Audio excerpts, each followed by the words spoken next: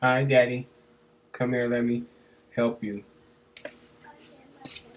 Okay.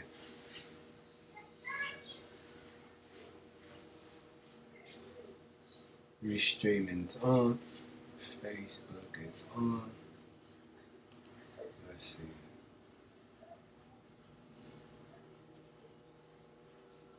Yeah, y'all, we gonna be talking about how to expose Salem, Oregon, and we gotta thank Douglas Hanson for this. Now I'm able to teach you guys about how to petition for reclassification in your sex offender information. So if you got any questions, feel free to ask along because I'm gonna be moving through this real fast. And this stream is only for the reclassification packet. I should have wrote that in there, but I don't think live stream will allow me to do it that way.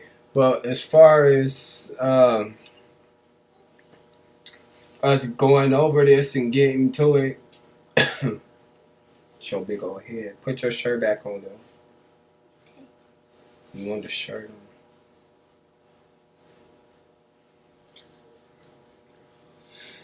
So I'm gonna be explaining it fair and square. We play some videos. Sometimes I don't. Sometimes I do. But in this situation, we're gonna be playing video clips and all that, and we also gonna be just diving deep into this on what I'm want to get at here.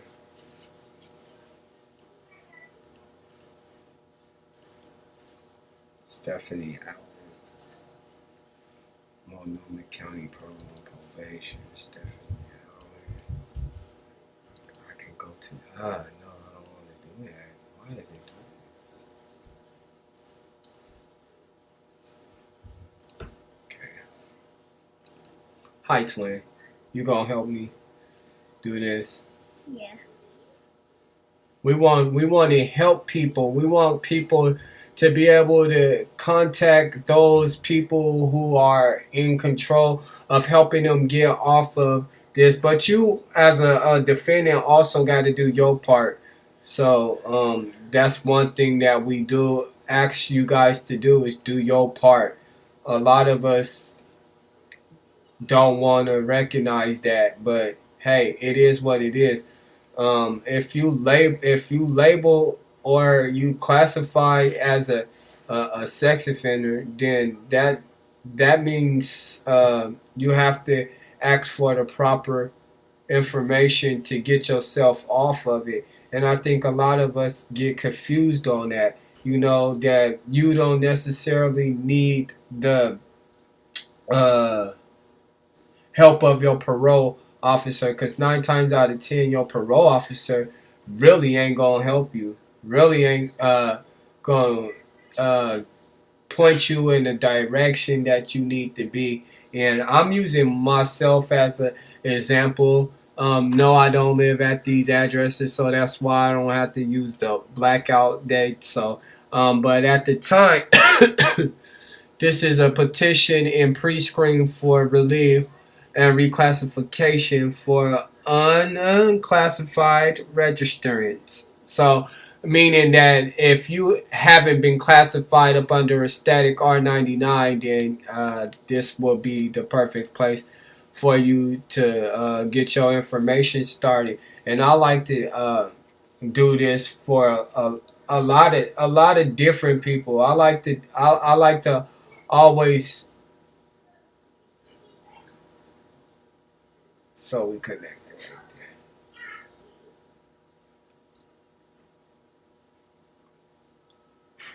What do you look for when it comes to to that? My hair is snappy because I had a hat on, but I don't care.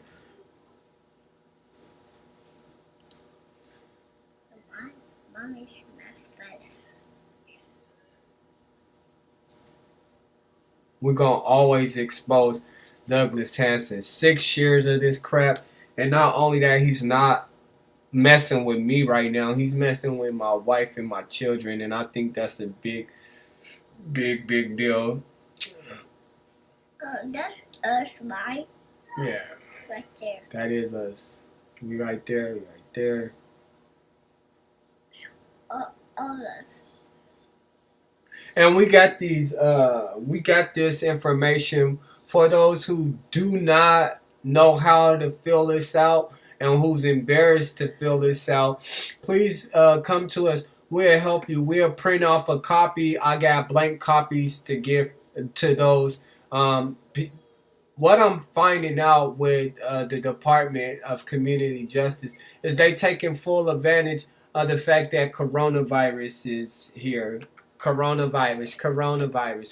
It's all about coronavirus this and coronavirus that, and nobody wants to do their job. So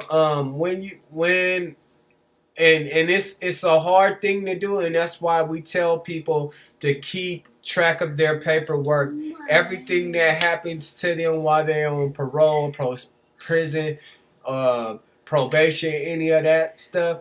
You guys need to keep that information so that way you'll know how to properly fill this out. Like I said, I've already filled mine out, and I'm also having a problem with getting the relief because there's no victim in my case, and there's nowhere to classify me for that reason. We'll bring in what's his name, David Sheetzler, because David Sheetzler information frees me up from this. If you don't know what a static R99 is, that means you're a predatory sex offender for the rest of your life. And in fact, you have to register as a predatory sex offender for the rest of your life here in Oregon. No ifs, ands, or about it. If you are tier 1, 2, or 3, if you are tier 3, let's go from 3. You can drop down from tier 3 to tier 2. Tier 2 for tier 2 to tier 1. But there's rules that you might have to follow. So it's pretty set out for. If you see where I place my check marks, then all that stuff apply to the case under 14T 42686.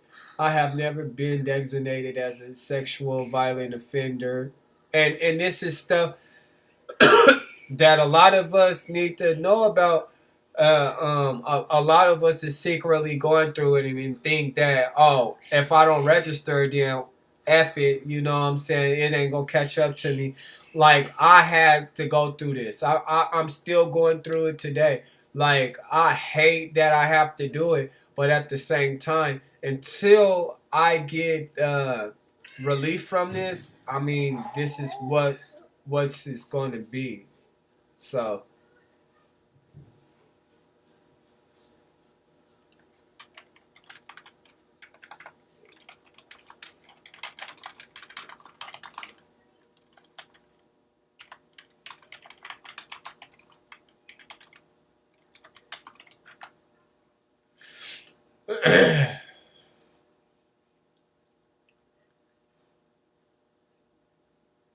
I will be playing a couple videos for you.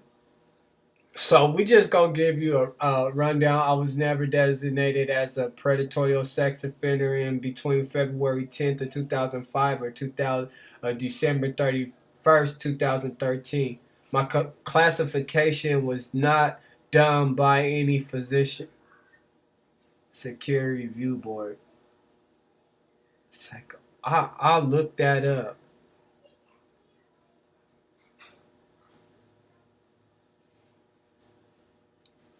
So basically, it gives you the thing that is stuck on my mind.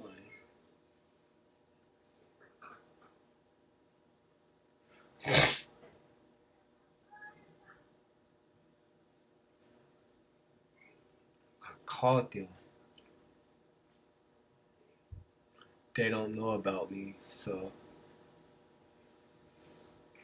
this is gonna give y'all a better understanding of how we fill out paperwork too. And like I said, there's paperwork that's blank.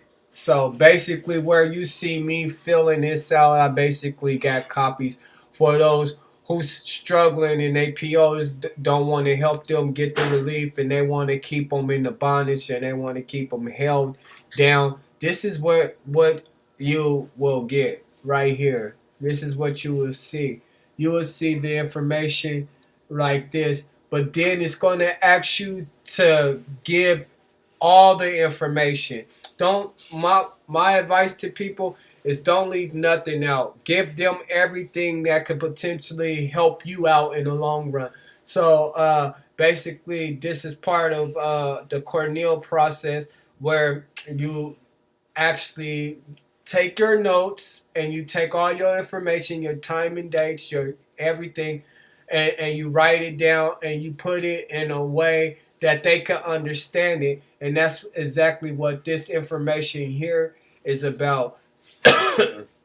I understand that if the board does not classify me at the notification level one low, I will not be eligible for relief unless I am reclassified at a further date. By submitting this application, I understand that the board may potentially classify me at a level 2 moderate or level 3 high, and information may be posted publicly on the state police website if I am classified as a level 3.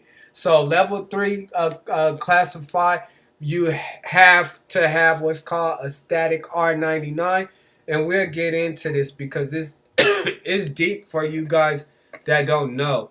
I've been only on Facebook for fighting my case. So a lot of people really don't uh, view in or look in, but people need to really get catch heap of what's going on here. So right here, the following pages to this packet, you will be asked to provide information to the board to help us make a decision about your case. The board will not review your documents if they do not completely with the following criteria. Send only one copy. And all this is very important. I did this to the best of my abilities, and I did this in a way that I should have just changed that, but I I did it and I filled it out and I completed all the documents, and they eventually going to classify you, reclassify you, or level you, right? With me right now, they haven't done either or. So information required for the registrant. Oregon law required that the board consider the following information when making a decision about uh, granting your case. As such, please respond to item 1 through 11 below and separate documents numbers each response to match that item. Explain the details of the offense that requires reporting. So for me, it'll be promoting prostitution, right? So I got to basically explain in detail of the offense. There's nothing to explain because I'm not I do not have to talk about anything happening in my marriage, whether it happened criminally or not. Like, and that's the thing that I stand by is that you gotta know your rights when you filling out the paperwork. List the age and number of victims of the offense that requires reporting. So again, normally I would do what's called my example thing with the texting right here, and I will actually show you in red what was going on. Explain to the offense. There's nothing to explain, right? So move down to here. List the age and number of victims the offense that requires reporting. My I easily will put 26 victim 20 victim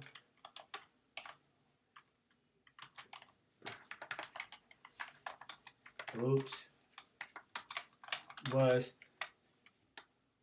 26, not 260 years old, right? And they don't want you doing it like this. I'm just using it as an example, right? They don't want you actually filling out their information like that. They want you to put it on separate sheets to do this. And a lot of people that's fighting a case like this, and they don't know how to actually put forth the information for the relief, then that's a big deal too. So I'm wondering why it's doing this. It's not letting me live stream on the formats that I want to be on. Like my dashboards is weak. It's slow and it's glitching and I don't like that.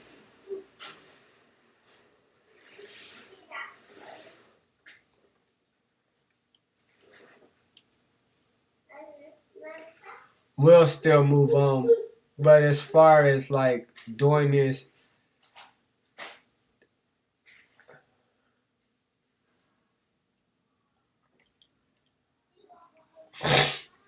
let's just get through this. So you go to your Cornell notes and you do every item separately like they ask you to do. It's very important to do that, and that's why you see my information is up there. Stop.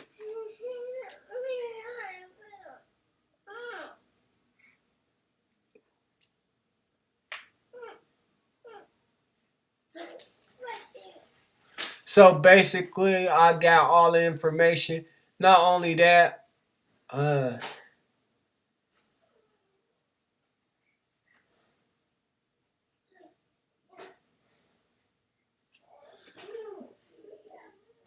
this is basically a criminal history.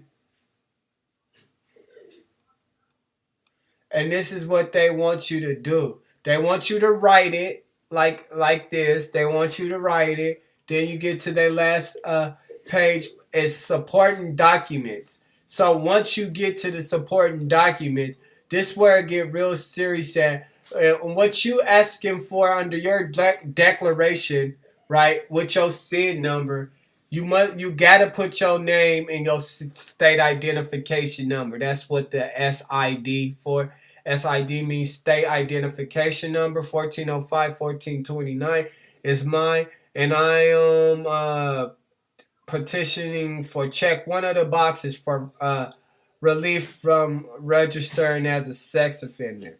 It sounds disgusting. Like this, just really bad. I can't wait till this get off of me. I cannot wait. I did this myself. I didn't need an attorney. Actually, I'm thinking about hiring an attorney for the second wave of this because I'm not going to keep going through this. But it's good.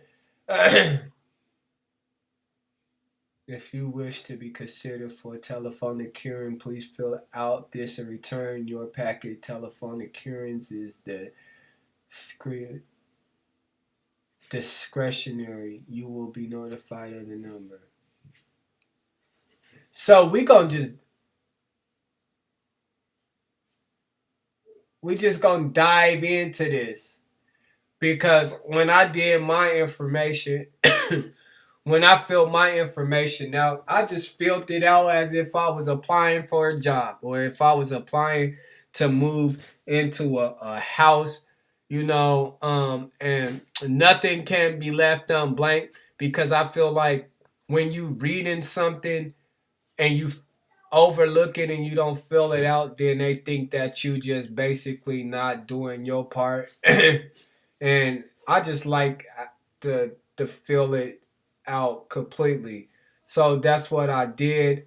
Promoting prostitution, delivery of oxycodone, all these charges and all these dates have to go on there. They have to go inside the packet. That's what the packet is for. And don't waste your time calling around asking how to get the relief packet. If you need the sex offender relief packet, we'll give you a copy of one that's blank, so that way you won't have to be waiting for a long period of times. Normally, I would go over the information, but y'all can read it. List all inmate partners that you have lived with, which is just my wife. Uh, the rest of it is NA because I didn't have no juvenile offenses. Victims, right? So right here, this is where it busts them. List all victims of any sexual offense. So even though I don't want to have to write my wife down, which I should have wrote her name. Well, I didn't ask for the name. List all victims of sexual offenses committed, whether you have been convicted or not. List the victims of appropriate age at the time of the offense in a relationship to you. Strangers, family members, blase, as child. Da da da. So for me, witness age, time of the offense, I put 26. And the reason why I put 26 is we all know why I put 26 on there, because that's the time that they said my wife, that's the age that Roger Smith said my wife was at the time of the offense. So when you look right here where it says victim age at the time of the offense, I have to bring over here this, and normally we do this all the time just to show you guys the crime. And what we talking about, why I have to register as a sex offender is because I was charged for the crime of promoting prostitution, not because I've committed a crime on the child or I've done anything. I'm just basically registering as a sex offender for the charges. And like Stephanie Allen said, her hands is tied up. She don't necessarily agree with it, but it's something she have to do. And I don't necessarily agree with what that's something Stephanie Allen had to do. And this is the thing. I'm all for exposing them, but on top of it, I'm all for exposing the truth too. If they want you to register as a sex offender, I recommend that y'all do it. Don't do like me, because they will take you to jail, and they will keep on taking you to jail, taking you, and they don't care who it is. So what I was talking about is arrested Jessica Johnson. You see that? So what's important right here is is to actually legitimately break down the crimes itself. Delivery, unlawful delivery of oxycodone, unlawful delivery within 1,000 feet, uh, promoting prostitution, compelling, and then prostitution. See, what Douglas Hanson did was this. In fact, he took the crime and he split them. He basically threw everything on me. They did such a shitty job that I know that these officers didn't do this. This is not the work of an officer that's trying to bust somebody up. This is it can't be, because an officer would have blanked out the age, and that's where I get the 26 from, is because you got to come over here and look at the crime incident report, and you will see that the district attorney or the cops said that her age was 26. And not only that, they named her the name victim right here. So that's where I get the promoting prostitution case from over here. And I don't know why my Facebook is not allowing everything to go in its place where it's supposed to be, which is crap. I hate that it do that. I hate that it actually do that to me. So I'll make a second video to get these people caught up over here on Facebook. But so far for YouTube, we'll keep streaming. So they said the victim was my wife, sex offense, and relationship to you. Did you know the victim for more than 24 hours? Oh my God. Did it really ask that question?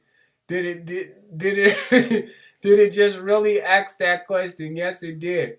Okay, so we gotta keep. Did you know the victim more than 24 hours? Oh shoot. Uh uh. So this is everywhere I've been. Basically, as a little kid, you ain't gonna remember everything. So I tried to fill it out the best and do that because now it gets serious because now you gotta prove why everything should go your way. Everything should go your way for the emails, for everything that I've done. I was arrested for this email. I was arrested for contacting the Channel 6 news. I was arrested for a lot of different things. Just reaching out, getting help. And it's just crazy that nobody wants to help me, right? So here's a letter from my wife to whomever it may concern. They don't want you guys to see the evidence. Salem, I didn't know that they were so caught up. I didn't know how deep of hate it was when it comes to them. You know.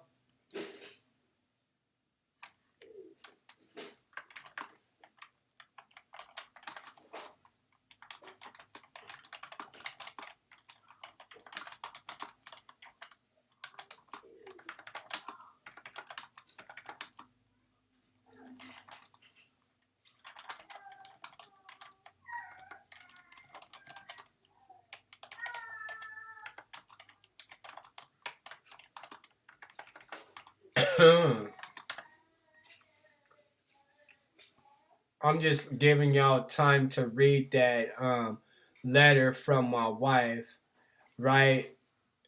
Yeah.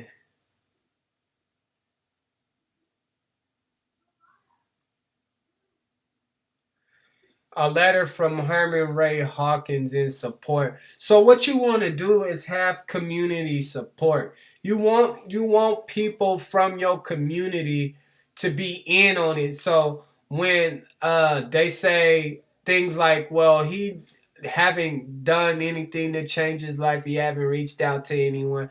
Well, I've reached out to several people.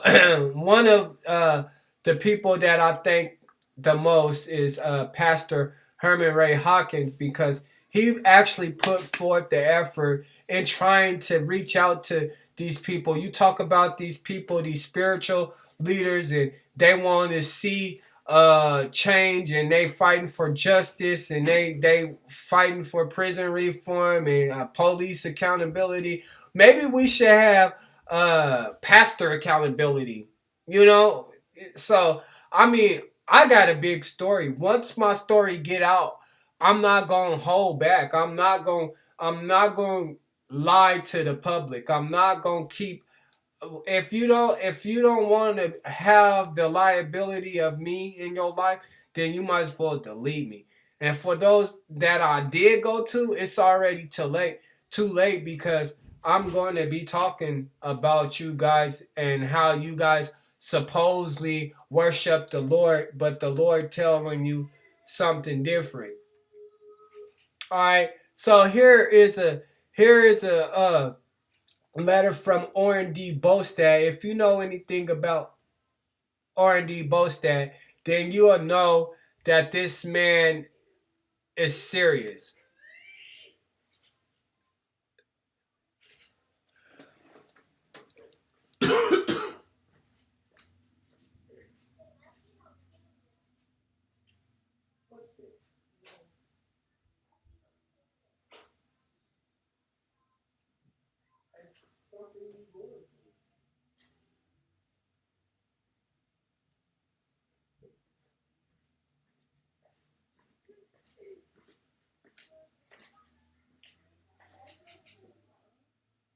Man.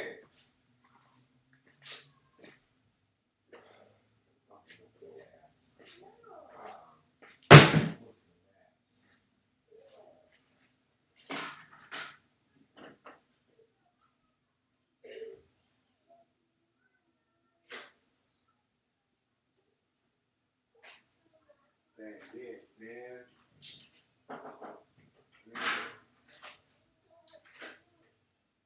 Christian, what is you doing, bro?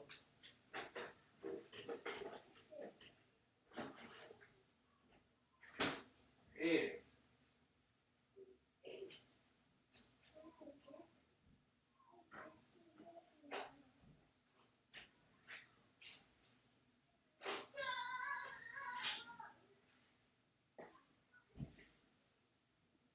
I'm so good. I'm so fed up with this house.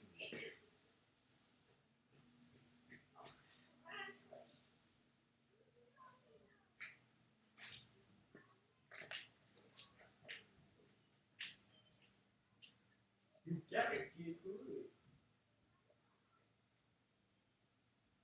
Maybe you won't go outside like you was.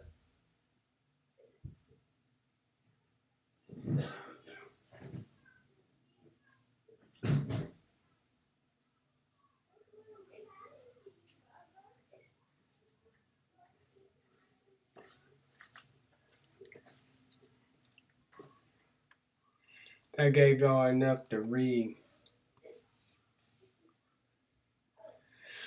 You will see a lot of different information. What I'm concerned with is the fact y'all can read this real quick.